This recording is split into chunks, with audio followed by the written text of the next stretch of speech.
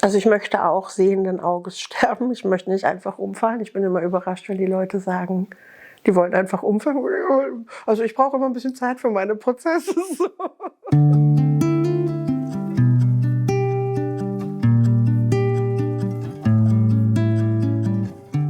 Und ich habe das Gefühl, das ist eine gute Dauer, um nochmal zu gucken, ist wirklich alles gut. Sie hat sich von fast allen Leuten persönlich verabschiedet. Sie hat jedes Foto nochmal angeguckt, was in ihrem Haus war.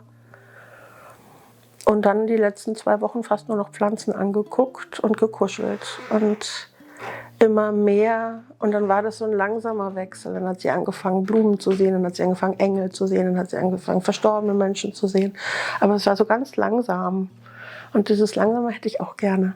Dass der Tod ein Prozess sein kann, den wir als Prozess erleben, ist ja keine sehr verbreitete Sicht. Ne? Also was mich jetzt überrascht hat in der Doku ist, ich habe jede Person gefragt, wie möchtest du sterben? Und gerade die Leute, die professionell mit Tod zu tun haben, haben alle gesagt, darüber habe ich mir noch keine Gedanken gemacht. Also nicht alle, aber viele. Nur so wie du das gesagt hast, ist ja auch, wenn es ein Prozess ist, ja, und dieses plötzliche Umfallen nimmt ja das Prozessgeschehen raus und gibt dir ja auch keine Chance, dich auf vor dem Moment, auf dem Moment und vielleicht auch für die Zeit nach dem Moment einzurichten. Ne? Da ist ja dann einfach bumm. Ja. Und dann geht ja was verloren. Und was genau geht dann verloren? Also ich hatte jetzt in den letzten 2, 3 Jahren ab und zu Momente, wo ich das Gefühl hatte, das Tor für mich ist offen und ich könnte jetzt darüber gleiten. Ein Tor klingt zu hart. Es ist eher, als würde die Konsensrealität so ein bisschen verschwimmen. Und ich bin viel zu schwach für Angst.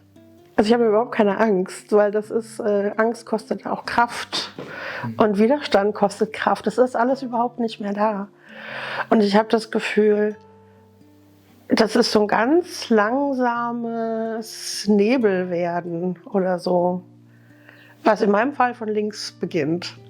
Dieses langsame, und ich halte mich jetzt immer richtig aktiv zurück. So, Alina ist noch nicht so weit, du darfst das noch nicht machen. Also eigentlich will ich. Ne? Das ist total schön. Also es ist so ein ganz langsames sich auflösen und rübergleiten, während das Bewusstsein ganz da ist. Aber so, weiß nicht, so Bullshit, dafür reicht die Kraft nicht. Als würde es so eine irdische Kraft geben und so eine andere. Weil du ja gesagt hast, du hast dieses Maßband von deiner Mutter und so, als ob du in einer gewissen Weise auch den Prozess dann selbst bestimmst, in dem Sinne, dass du sagst, jetzt ist es soweit, ne? Und jetzt entscheide ich mich, über die Schwelle zu gehen. Ja. Und dann würdest du wahrscheinlich auch gehen.